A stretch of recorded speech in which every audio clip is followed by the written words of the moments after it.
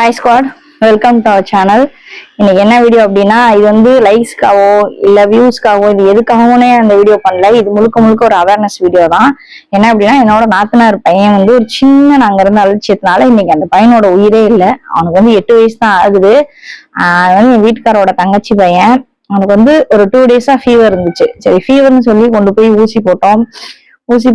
கொண்டு போய் டாக்டர் கிட்ட சிரப் வாங்கி கொடுத்தோம். டாக்டர் பார்த்தாரு. அவர் வந்து பீடியாட்ரிக் டாக்டர் தான்.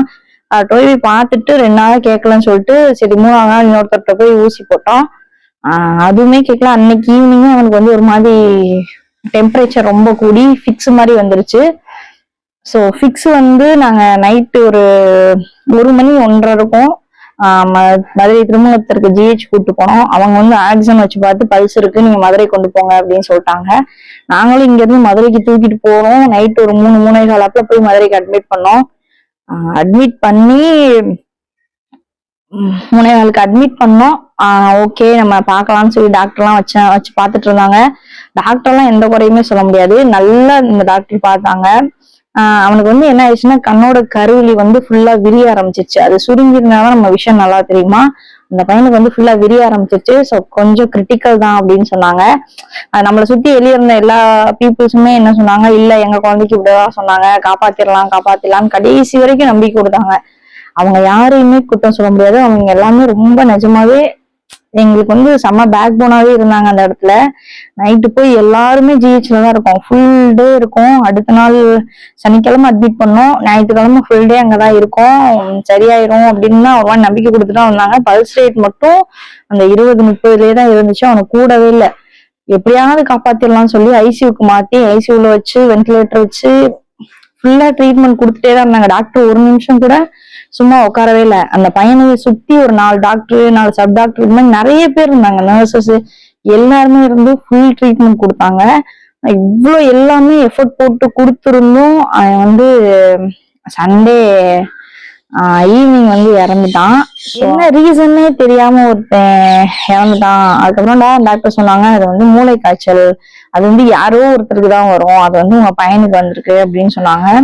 அந்த ஒரு மூளை காய்ச்சல் வந்தனால பையனோட பிரெயின் டெம்பரேச்சர் கூடி ஸ்ட்ரைட்டா வந்து காய்ச்சல் வந்து மூளைக்கு போனனால இன்னைக்கு அந்த பையன் வந்து, நான் அந்த வீடியோ எடுக்கும் போது என் கூட இல்லை. என் நாத்தனார் பையன் தான், ஆனா அப்படி நான் அவனை பார்த்ததே இல்லை.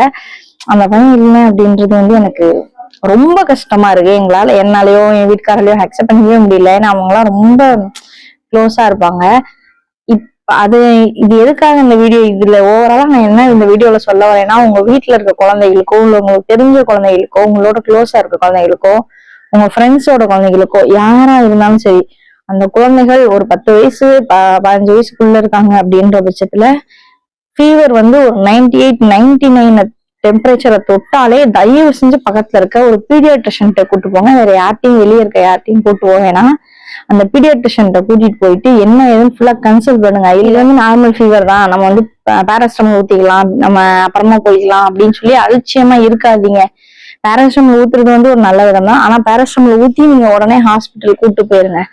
ஏன் அப்படின்னா, அந்த ஒரு நாங்க பேராசிட்டமால் ஊத்தி டேப்லெட் கொடுத்து எல்லாம் சரியாயிடும் நினைச்சு வச்சிருந்த பையன் தான் இன்னைக்கு கூட இல்லை.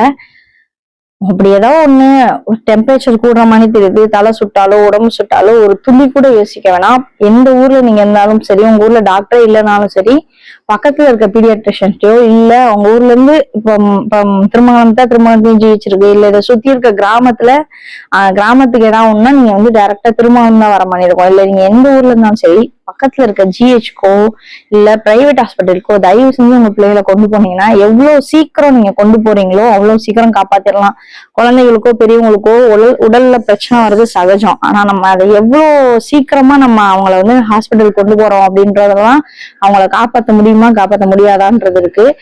ஏதோ நாங்க வந்து எங்களால அந்த பையனை காப்பாற்ற முடியல, எங்களால முடிஞ்சளவு நாங்க வேகமா கொண்டு போனோம், இருந்தும் எங்களால காப்பாற்ற முடியல.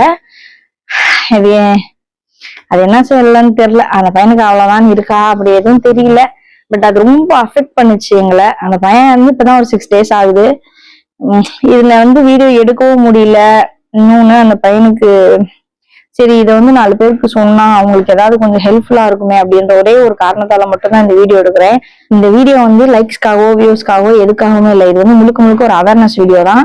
உங்களை சுத்தி யாராவது குழந்தைகள் வச்சிருந்தாங்களோ இல்ல உங்க ஃப்ரெண்டுக்கு குழந்தை இருந்தாலும் என்ன இருந்தாலும் இந்த வீடியோ உங்களுக்கு ஷேர் மட்டும் பண்ணுங்க. இது வேற எதுக்காகவும் பண்ண வேணா, அந்த குழந்தையோட உயிரை காப்பாத்துறதுனாலும் பண்ணுங்க.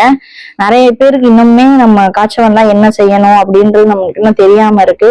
சோ இந்த வீடியோ ஷேர் பண்ணி ஏதோ ஒரு எமர்ஜென்சி அப்படின்ற பட்சத்துல எதையுமே யோசிக்காம எவ்வளவு மிட் நைட்டா இருந்தாலும் உடனே ஹாஸ்பிட்டல் மட்டும் கூட்டு சொல்லுங்க.